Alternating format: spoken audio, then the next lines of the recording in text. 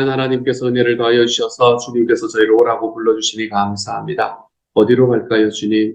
우리 주님의 품 안으로 가고 우리 주님의 천국으로 가고 우리 주님께서 우리에게 베푸신 하나님의 은혜 안으로 들어갈 수 있는 길도 허락해 주시고 그럴 수 있는 상황도 허락해 주시며 그럴 수 있는 마음도 허락해 주시니 감사를 드립니다.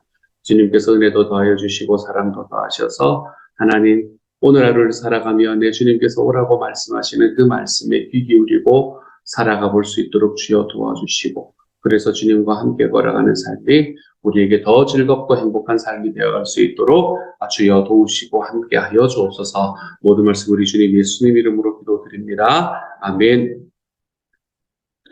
하나님께서 우리에게 주시는 말씀 히브리서 13장 1절부터 8절까지의 말씀입니다.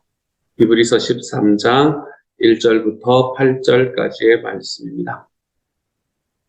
같은 목소리로 함께 읽도록 하죠. 함께 읽습니다. 시작. 형제 사랑하기를 계속하고 손님 대접하기를 잊지 말라. 이로써 부지 중에 천사들을 대접한 이들이 있었느니라.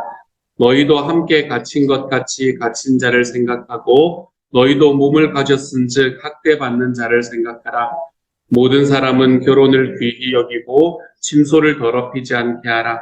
음행하는 자들과 간음하는 자들을 하나님이 심판하시리라. 돈을 사랑하지 말고 있는 바를 족한 줄로 알라. 그가 친히 말씀하시기를 내가 결코 너희를 버리지 아니하고 너희를 떠나지 아니하리라 하셨느니라. 그러므로 우리가 담대히 말하되 주는 나를 돕는 이시니 내가 무서워하지 아니하겠노라. 사람이 내게 어찌하리요 하노라. 하나님의 말씀을 너희에게 일러주고 너희를 인도하던 자들을 생각하며 그들의 행실의 결말을 주의하여 보고 그들의 믿음을 본받으라. 예수 그리스도는 어제나 오늘이나 영원토록 동일하시니라. 아멘. 아멘. 오늘의 말씀은 어제의 말씀하고 연결하지 않으면 조금은 뜬금이 없는 이야기입니다. 갑자기 형제 사랑하기를 계속하라 이런 이야기를 하기 시작을 합니다. 우리가 성경을 바라보면 특별히 신약 성경, 히브리서도 좀 그렇지만 특별히 바울 서신을 바라보면 우리가 이 바울이 서신을 쓸 때 이제 서신서 같은 뜻이 쓰여질 때 크게는 두 가지의 몸통으로 구성이 되어 있다라는 걸 여러분이 보실 수 있는 경우가 많습니다. 그걸 보통은 뭐라고 이야기하면 이런 거 이제 이런 말 배우려고 제가 오늘 신학을 하는 것 같아요. 인디카티브와 임페라티브다 뭐 이렇게 이야기를 합니다. 이렇게 말하니까 좀 있어 보이죠. 누가 처음에 말했는지 모르지만 좀 있는 이야기인 것 같아요. 인디카티브라는 이야기는 이것이 어떤 것입니다 라는 걸 설명을 해주는 거라면 임페라티브라는 이야기는 말 그대로 명령이잖아요. 이렇게 살아라 라고 이야기하는 부분이 바로 임페라티브의 부분입니다. 이 인디카티브와 임페라티브의 부분으로 보통 구성이 되어 있습니다. 대표적인 성경이 로마서 말씀이죠. 로마서 말씀을 바라보면 여러분 1장부터 11장까지 나타나는 이야기의 분위기와 12장부터 나타나는 이야기의 분위기가 완전히 달라집니다. 1장부터 11장까지는 계속해서 이제 소위 교리를 설명하는 듯한 그런 느낌들이 참 많이 있는 반면에 12장부터는 갑자기 너희가 이렇게 살아라는 이야기가 딱 주어지기 시작을 합니다. 우리가 이렇게 극적으로 나누어지는 경우가 이제 로마서는 좀 길기 때문에 우리가 좀 분명해 보이고 다른 서신사 같은 경우도 주로 이렇게 인디카티브와 임페라티브의 두 개의 부분으로 나뉘어지는 것을 우리가 볼 수 있게 돼요. 그렇게 이야기하는 부분 속에서 이제 이렇게 가는 이유는 뭔가 하면 먼저 우리가 이렇게 살아라라고 이야기를 할 때 왜 살아야 되는지를 설명을 해줘야 될 거 아니에요. 그렇죠? 설득을 해줘야 될 거 아니에요. 그래서 이렇게 사십시오라고 이야기하기 앞서서 이렇게 살아가는 이유는 바로 여기에 있습니다라는 걸 쭉 설명을 해주고 난 다음에 이렇기 때문에 여러분은 이렇게 살아가셔야 됩니다. 이제 이렇게 이야기하는 게 서신서가 가지고 있는 전체적인 내용이 되는 거죠. 이 히브리서를 바라보면 그렇게 딱 양쪽으로 구분이 되는 것 같지는 않지만 그래도 이 12장의 말씀까지는 인디카티브 이야기가 강했습니다. 이 12장의 말씀까지 히브리서는 우리에게 계속해서 무슨 이야기를 했었었나 하면 예수님이 어떤 분이신가라는 것에 대한 이야기를 쭉 해온 상황이에요.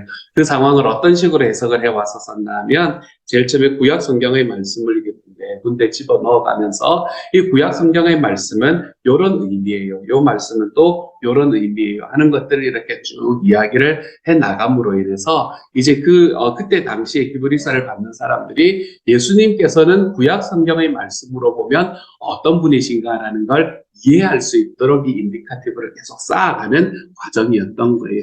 그런 과정 속에서 믿음에 관한 이야기도 나와서 그게 믿음장 같은 이런 것들은 딱 설명하는 느낌은 아니었기 때문에 제가 확실하진 않다고 말씀을 드렸지만 어쨌든 이 안에서 예수님을 어떻게 설명을 했나 하면 예수님께서는 이 모든 인간들을 위해서 바쳐진 하나님의 제물이기도 했지만 모든 인간들을 위해서 하나님 앞에 바쳐진 하나님의 제물이 예수님이었다라는 이야기는 누구의 논리의 가장 핵심인가 하면 사도 바울 논리의 가장 핵심입니다. 사도 바울은 계속해서 예수님을 하나님의 어린 양이라고 표현했었거든요. 그래서 어쨌든 이렇게 이야기를 하는 과정, 그것을 넘어서 히브리서는 또 하나의 이야기를 더하고 있는데 그게 뭔가 하면 예수님은 하나님의 제물일 뿐만 아니라 하나님께서 우리를 위해서 영원하게 세우신 대제사장입니다. 라는 이야기까지 함께 포함을 시켜서 우리에게 예수님을 쭉 설명을 해주고 있는 거예요. 그렇게 예수님을 쭉 설명을 해주는 과정 속에서 12장까지의 말씀이 있었다면 이제 13장의 말씀, 이제 마지막 장인데 이 한 장의 말씀에서는 온전히 거의 임페라티브로만 이야기를 하고 있는 겁니다. 그렇기 때문에 여러분은 이렇게 살아가십시오. 이제 이 이야기를 하고 있는 게 이 13장의 이야기가 됩니다. 어제 12장의 마지막 장이 마지막 부분이 뭔가라고 이야기하면 12장의 마지막은 우리 하나님은 태워 없애는 불이십니다. 이렇게 끝이 났어요. 제가 이걸 일부러 이야기를 안 드렸는데 이거 이야기하면 너무 겁날 것 같아서 이 말씀을 안 드렸는데 우리 하나님은 태워 없애시는 불입니다. 하나님께서는 여전히 두려운 불이니까 여러분 정신 좀 차리십시오. 막 이제 이렇게 이야기하는 느낌입니다. 그렇게 이야기하면서 우리에게 이 12장 전체를 통해서 이야기를 했던 여러분은 하나님이 이 불타는 불이기 때문에 모든 걸 태워 없애는 불이시기 때문에 여러분은 이렇게 살아야 합니다라고 12장에서 최소한 정리해서 이야기했던 것이 이런 이야기들이었습니다. 5가지를 제가 한번 뽑아봤는데요. 몇 절인지는 제가 적지 않아서 확실히 모르겠습니다. 먼저 첫 번째로 하나님의 은혜에서 떨어져 나가는 사람이 아무도 없도록 주의하십시오. 또 쓴뿌리가 돋아나서 괴롭게 하고 그것으로 많은 사람이 더러워지는 일이 없도록 주의하십시오. 라고 이야기를 합니다. 하나님의 은혜에서 아무도 떨어져 나가는 사람이 없도록 주의하십시오. 무슨 이야기입니까? 이거는 내가 하나님의 은혜에서 떨어져 나가는가 하는 걸 알아보며 주의하라는 말이 아닙니다. 그런 말 아니죠. 그렇죠? 내가 아니라 내 주변에 있는 누군가가 하나님의 그 은혜 안에서 떨어져 나가는 사람이 없는가라는 것을 눈여겨 바라보라는 겁니다.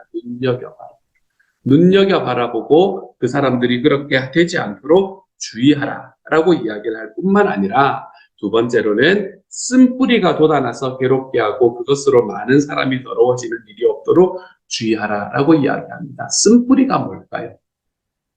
그래서 쓴뿌리라는 것은 내 마음속에 있는 나의 과거에 있는 뭐 이런 것들도 있지만 여기에서는 원망하는 마음, 불평하는 마음 이런 게 쓴뿌리입니다. 제가 부목사로 오래 살지 않았습니까? 그렇죠? 제가 처음에 목회를 나갔던 게 1999년 1월부터 이제 본격적으로 처음으로 교회 교육 전도서부터 시작을 했었으니까 부교육자 생활을 꽤 오래 했습니다. 제가 부교육자 생활을 꽤 오래 했는데 제가 한국에 있을 때는 교회에서는 송사리 목사였거든요. 전도사였거든요. 전도사. 교육 전도사는 여러분 아무도 교회의 큰 일에 대해서 이야기하지 않습니다. 그렇기 때문에 얼마나 편한지 모르겠어요. 내 부서만 하면 됩니다. 그렇게 하다가 미국에 있는 곳으로 왔잖아요. 미국에 있는 유학을 나와서 미국에 처음 유학 나올 때에 저희 학교에 계시던 그 교수님, 장영일 교수님이라는 분이 계셨는데 그분이 이제 에모리에서 공부를 하셨던 분이셨거든요. 제가 이제 에모리에 나온다라고 이야기를 했더니 그분이 당신이 예전에 이제 에모리에서 공부를 하시면서 목회를 하셨던 부교육자 사역을 하셨던 그 교회를 저에게 소개시켜 주셨어요. 그 교회로 한번 이야기를 해보세요. 그래서 이제 그 교회 목사님하고 이야기 다 맞춰가지고 한어부 청년부를 제가 담당을 하기로 하고 이제 미국으로 넘어왔거든요. 근데 미국으로 넘어와가지고 목사님하고 한번 교회 담임 목사님하고 한번 그거 이야기를 하고 면담하고 난 직후에 면담을 하고 난 그 주에 우리가 교회를 처음 간 그 주에 담임 목사님이 사임을 하시더라고요. 얼마나 놀랐는지 모르겠어요. 꾸준히 담임 목사님 사임을 하신대. 선교지로 떠나신다. 이렇게 이야기를 하셨는데, 아이가 그 스토리는 뭐, 그렇게 중요한 게 아니니까, 아이가 중간에 스토리가 좀 있었던 것 같고, 저는 잘 모르지만, 목사님 갑자기 사임을 하신대요. 저하고 면접도 잘 해놓으시고, 잘하고, 이제, 그리고 난 다음에 그 하니까, 제가 교회를 갔는데 담임 목사님, 그리고 한어부 목사는 우리, 뭐예요, 연세가 많으신 그 원로 목사님이 계셨어요. 장 목사님이잖아. 어쨌든 그 이제 뭐 원로 목사님이 계시고, 연세가 여든이 넘으신 목사님이 계시고, 그리고 그리고 난 다음에 영어부 뉴스를 담당하는 목사님이, 전도사님이 계시고, 끝인 거예요. 가서부터 빡세게 했습니다. 가자마자부터 새벽 예배부터 시작을 해서 제가 설교를 해야 되는 거예요. 수요 예배 이런 거 설교 다 해야 되는 거예요. 왜냐하면 원로 목사님은 몸이 아무래도 좀 연세가 드셨기 때문에 주일날 예배만 거의 설교를 하시는 거예요. 나머지는 제가. 그래서 이제 막 그렇게 하는 과정을 거치면서, 그렇게 새로 담임 목사님 오시는데 거의 1년이 걸렸거든요. 오시는데. 고생 많이 했습니다. 담임 목사님 오시고 난 다음에도 새벽 예배를 보고 3번을 하라 그래서 고생 바가지를 했습니다. 어쨌든 이제 그러면서 목회를 하면서 미국에 있는 이민교회를 바라보니까 그 부목사라는 자리, 그 부목회자라는 자리가 생각보다 사람들하고 관계를 맺을 수 있는 곳이 많더라고요, 생각보다. 그래서 이제 그런데 그렇게 사역을 하고, 그리고 제가 이제 이 베이에리아로 옮겨오면서 이제 여기서도 제가 GTU에서 구약학을 공부를 했었으니까, 구약학으로 박사학위를 받으신 선배님이 계셨어요. 그 선배님이 이제 이전에 제가 듣던 교회 목사님이셨는데, 제가 너무 존경하는 목사님인데, 그분이 이제 교회 갔다가 그 인사드리러 갔어요. 안녕하세요, 목사님. 이번에 새로 오게 된 이기준이라고 합니다. 제가 성사학으로 공부를 하게 되었어요. 인사를 하러 갔다가 그날 잡혀가지고, 그 교회에서 목회를 하게 되었다. 이제 어쨌든 그렇게 시작이 됐는데, 이곳에 있는 부목사님들 제가 보면, 뭐가 많냐면, 교회에서 담임 목사님 마음에 안 들잖아요. 그리고 부목사님하고 되게 가까워져요. 되게 가까워져요. 와가지고, 잘해주고, 막 밥 사주고, 뭐 그러면서 뭐라 그러나 하면, 담임 목사님 오면서. 그렇게 보면, 받아주기 시작하잖아요? 더 좋아하세요. 더 좋아가지고, 더 욕을 하세요. 안 받잖아요? 그러면은, 띠 하고 이렇게 뒤로 떠나갑니다.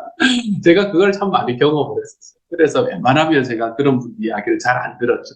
그런 이야기 들으면 진짜 싫거든요. 그런 이야기는 안 듣고 좀 멀리 이렇게 멀지 피해 다니고 이랬던 경험들이 있습니다. 그런 분들의 이야기를 듣다 보면 어떤 이야기가 많이 나오나 하면 불평이죠, 불평. 왜 내 뜻대로 안 해주냐, 우리 목사님은. 이런 이야기입니다.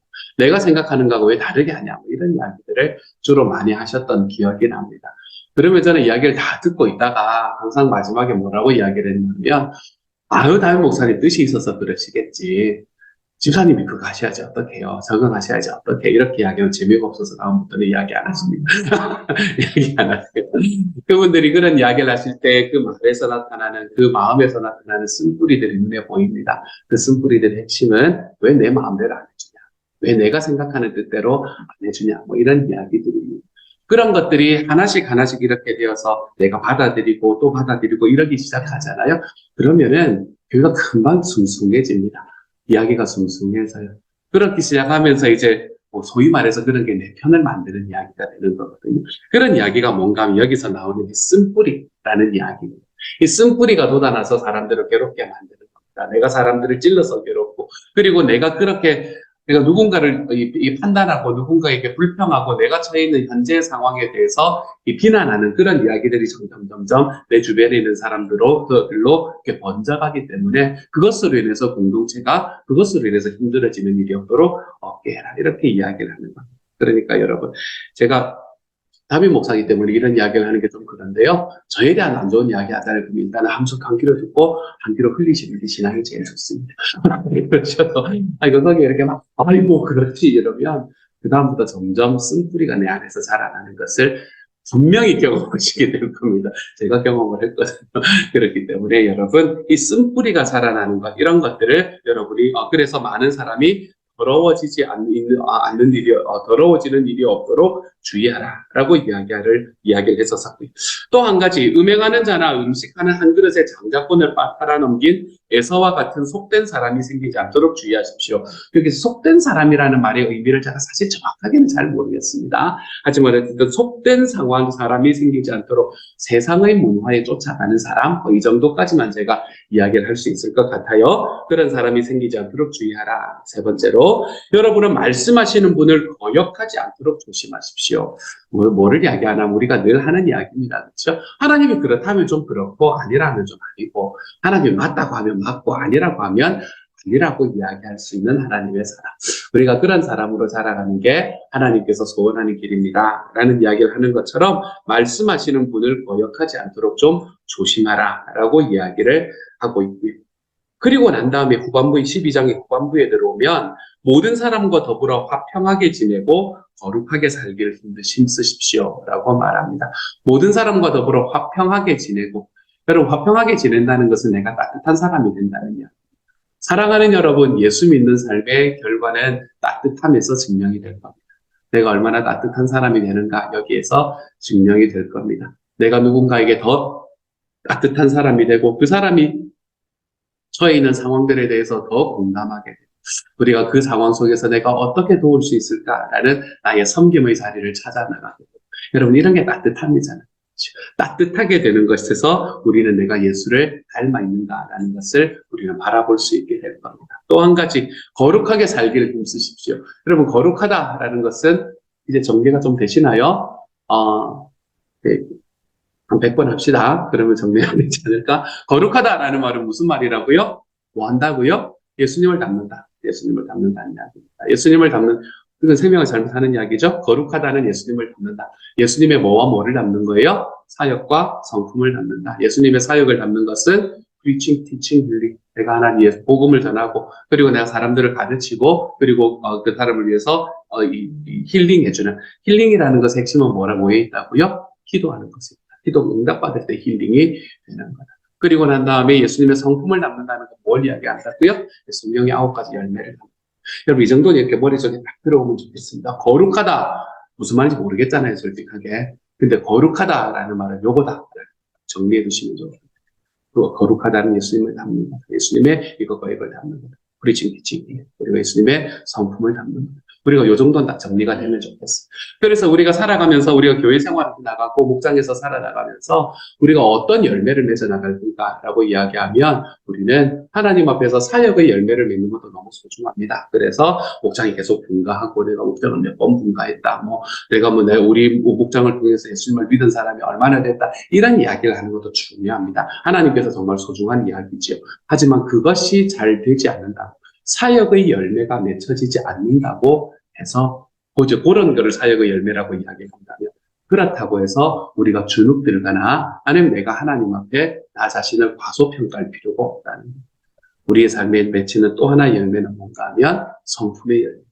내가 하나님 앞에서 목장 생활을 나가면서 하나님 앞에 교회 생활을 나가면서 주님 앞에 살아가는 삶을 살아가면서 내가 성품의 열매가 맺히기 시작을 하면 그러면은 하나님께서는 그것으로 충분하다 이야기해 주시는 분이 바로 우리 하나님이시다라는 걸 우리의 마음에 좀 경험하고 살아갔으면 좋겠네요. 이러한 것들을 여러분 좀 정리하면 좋겠어요. 어쨌든 여러분 모든 사람과 화평하게 지내고 거룩하게 살기를 힘쓰라라고 이야기를 했고 그리고 마지막으로 뭐라고 말했냐면 그러므로 우리는 흔들리지 않는 나라를 받으니 감사를 드립시다. 그리하여 경건과 두려움으로 하나님이 기뻐하시도록 그를 섬깁시다. 라고 이야기를 하고는 바로 뭐라고 말하고 있는 건가 하면 하나님은 모든 것을 태우시는 분이시기 때문입니다. 이렇게 이야기를 하는 거예요. 이게 12장의 말씀에 나타나는 소와 그래서 우리가 어떻게 살아라는 건데 라는 이야기를 하는 5군데의 구절이 되는 겁니다. 이런 이야기를 하고 난 다음 다시 이야기해서 하나님께서 태우시는 분이기 때문에 너희는 이제 큰일 났어. 너희 하나님을 무서워하고 두려워하고 야, 너 잘못하면 확 태워버릴까? 이런 이야기를 하는 게 아니라 하나님께서 우리를 태우시는 분입니다. 여러분의 하나님께 감사를 드리고 기쁜 마음으로 그를 섬기십시오. 라고 이야기를 하고 난 다음에 태우시는 하나님의 불이 우리에게 다가오지 않기 위해서 그러면 어떻게 살아라는 말이에요. 라고 말했을 때 형제 사랑하기를 계속하십시오. 이렇게 이야기합니다. 여기 이제 그 라인 속에서 오늘 13장의 1절이 나타나는 거예요. 여러분, 하나님께서 우리에게 두려우신 분이기 때문에 다시 우리에게 두려운 분이라는 것을 명심을 하고 하나님 앞에 두려워 떨고 뭐 이렇게 살아가라라는 이야기를 하는 게 아닙니다. 제가 어제 말씀을 드렸지만 하나님께서는 예수 그리스도를 통해서 우리에게 이미 두려우신 하나님이 아니라 하나님께서는 우리의 삶에 우리의 삶을 의롭게 만들어 주시는, 사실은 사랑하시는 하나님으로 우리에게 다가오시기 시작을 했다라고 말씀을 드렸잖아요. 하나님께서 우리를 그렇게 사랑하시는 분으로, 예수라는 그 한 분을 통해서 우리의 죄를 용서하시는 분으로, 이것도 다 히브리서에서 나오는 이야기거든요. 용서하실 뿐만 아니라 우리의 죄를 잊어버려 주시는 하나님. 예레미야 31장의 말씀을 가지고 히브리서에서 지금 이야기를 하고 있는 이야기거든요. 우리의 죄를 용서하실 뿐만 아니라 우리의 죄를 잊어버려 주시는 하나님으로 우리에게 다가오시는 이 사랑의 하나님이 우리의 하나님이신데, 그 하나님이 우리의 사랑의 하나님으로 다가온다면 여러분도 서로 형제 사랑하기를 계속하십시오. 이렇게 이야기합니다. 여기 제가 말을 많이 안 붙이려고. 사랑하는 여러분, 형제 사랑하기를 계속하십시오. 오해하지 마십시오, 여러분. 형제만 사랑해야 된다. 하지 마시고 웃어주셔서 감사합니다. 제가 자신이 없습니다. 제가 워낙에 웃기지 않는 사람이었는지 자신이 없습니다. 형제만 사랑하는, 형제 자매를 사랑하는, 내 주변에 있는 형제 자매를 사랑하기를 계속하십시오. 이게 우리가 살아가는 삶의 so what?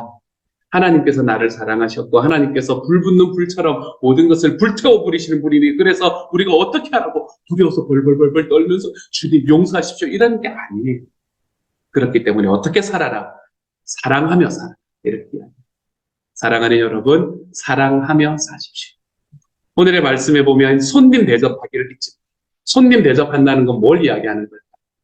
이거는 목장한다는 걸 이야기한다라고 생각하셔도 요즘에는 큰 문제가 없습니다.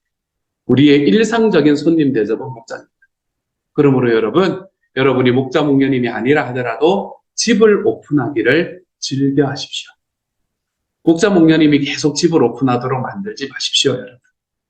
여러분이 목원이로 목장 식구로 살아가는 과정 속에서 여러분의 집을 열어서 여러분의 목장 식구들에게 식사 대접하는 것을 즐겨하십시오. 왜요? 손님 대접하기를 잊지 마라. 이로써 부지 중에 천사들을 대접한 이들이 있었다라고 이야기하지 않습니다. 그리고 갇힌 자 생각하고 결혼 기여하고 돈 사람 이런 이야기가 좀 나옵니다. 여러분, 이 말씀들이 여러분의 삶에 그냥 이 임페라티브의 부분은 이야기가 참 쉽거든요. 그냥 직관적입니다. 이거는 뭔가 내가 해석을 해야 되는 부분이 있는 게 아니라 직관적인 말씀이거든요. 그러니까 살아가는 내가 이렇게 살면 되는구나 하고 살아가기는 게 어렵지가 않습니다. 저는 그 중에서 여러분에게 두 가지를 특별히 말씀을 드리려 해요. 형제 사랑하기를 계속하십시오, 여러분. 계속해서 쓴뿌리가 있는 사람들이 있으면 한 발 멀리 하십시오. 마음에 쓴뿌리가 있어서 내가 그것에 영향을 받을 것 같다라는 생각이 들면 한 발 멀리 하십시오. 그리고 형제 사랑하기를 힘쓰며 살아가십시오. 손님 대접하기를 잊지 마십시오. 여러분의 목장에서 목자 목녀님들이 짐을 좀 덜어드리십시오. 여러분이 집을 오픈해서 우리 목장 식구들 한 달에 한 번 정도씩 먹이는 거 어렵지 않다. 여러분, 그런 마음으로 형제 섬기는 것은 뭐죠? 손님 대접하는 것을 잊지 않는 삶의 자리로 좀 살아가 볼 수 있기를 소망합니다. 우리가 이번 한 주, 또 이번 남은 한 해, 우리의 평생 살아가면서 이 두 가지, 형제 사랑하고 손님 대접하기를 잊지 않고, 그런 과정으로 우리의 삶이 살아가 나가져서 우리 주님께서 이런 분이시기 때문에 어떻게 살아가라고 이야기하시는 이 하나님의 말씀에 좀 더 바르게 응답하고 살아가 볼 수 있는 하나님의 사람이 되어 가시기를 우리 주님 이름으로 축복합니다. 함께 한번 기도하도록 하죠. 사랑하는 하나님, 제가 형제 사랑하기를 계속하겠습니다. 손님 대접하기를 잊지 않겠습니다. 사랑하는 주님, 목장에서 우리 목자 목녀님이 하나님 1년에 52번 집을 오픈을 하는, 하나님 1년에 50번은 목자 목녀님이 오픈을 하고 정말 가뭄에 콩나듯이 하나님 목장 식구들이 오픈하는 이런 하나님 마음들에서 이제는 좀 벗어날 수 있게, 혹시나 그런 곳들이 있다면 좀 벗어날 수 있게 하시고 손님 대접하기를 힘쓰라라고 이야기하는 이 말씀에 우리의 마음을 좀 두어볼 수 있도록 주님이여 도우시고 함께하여 주옵소서. 그래서 하나님이여 정말 우리가 하나님께서 어떤 분이신지를 알고 예수님이 어떤 분이신지를 알면 하나님 앞에 서로 사랑하고 서로를 섬기며 살아가는데 부족함이 없는 하나님의 사람이 되게 하여 주시고 우리가 가지고 있는 나의 쓴뿌리가 주님 내 주변에 있는 사람들에게 자꾸 이렇게 확장되지 않도록 하나님께서 도우시고 함께하여 주옵소서. 모든 말씀 우리 주님 예수님 이름으로 기도드립니다. 아멘. 하늘에 계신 우리 아버지의 이름을 거룩하게 하시며 아버지의 나라가 오게 하시며 아버지의 뜻이 하늘에서와 같이 땅에서도 이루어지게 하소서. 오늘 우리에게 일용할 양식을 주시고 우리가 우리에게 잘못한 사람을 용서하여 준 것 같이 우리 죄를 용서하여 주시고 우리를 시험에 빠지지 않게 하시고 악에서 구하소서. 나라와 권능과 영광이 영원히 아버지의 것입니다. 아멘.